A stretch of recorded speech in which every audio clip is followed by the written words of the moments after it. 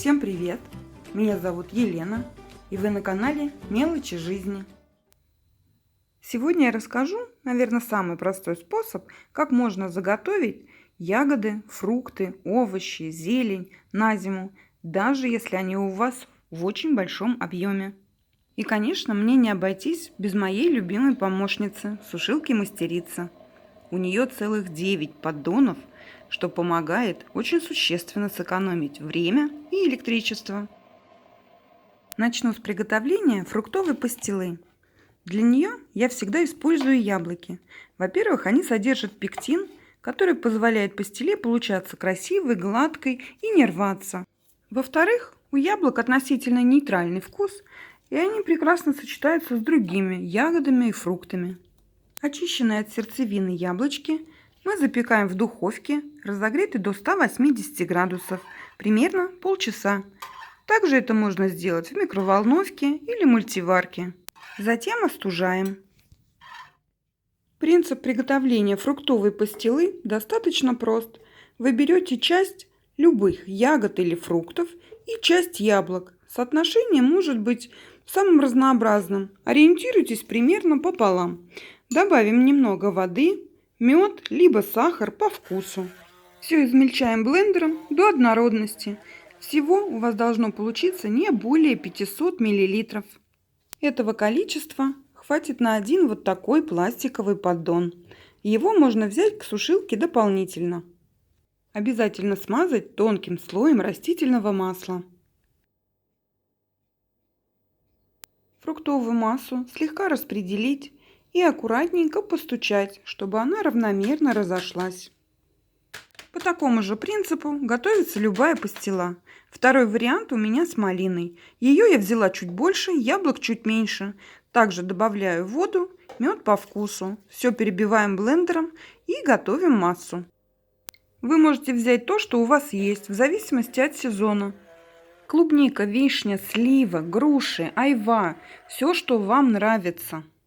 Если будете готовить так же, как и я, с малиной, либо с клубникой или другой ягодой, в которой много семечек, я советую перетереть через сито, чтобы их убрать.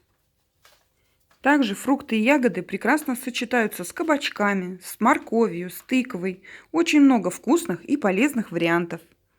Такая пастила готовится не только из свежего урожая, но и из замороженных фруктов и ягод. Поэтому и зимой этот рецепт будет актуальным.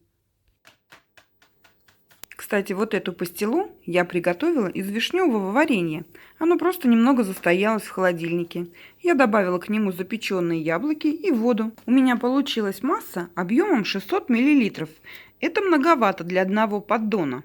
Поэтому пастила получилась более толстенькой и сохла дольше. Но она такая же вкусная и ароматная. Это как вариант, если некуда будет деть варенье.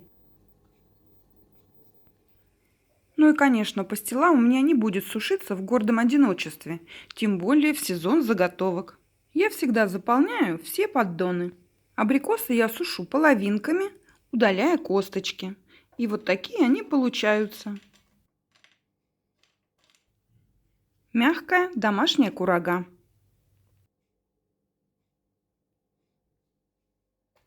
Малину можно засушить целиком, а зимой будете добавлять ее в чай или варить компоты.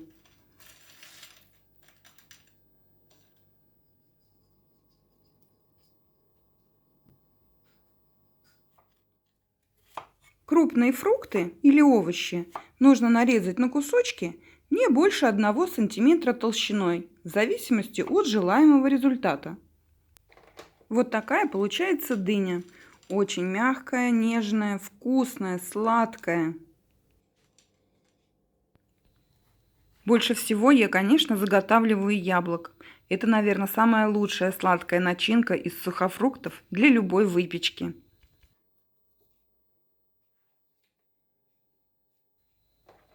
Сушеные овощи можно использовать зимой для приготовления супов, точно так же, как сушеные грибы.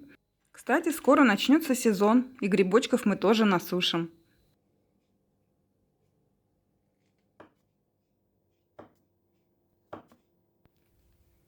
А можно побаловать себя банановыми чипсами. Чаще всего я их сушу зимой.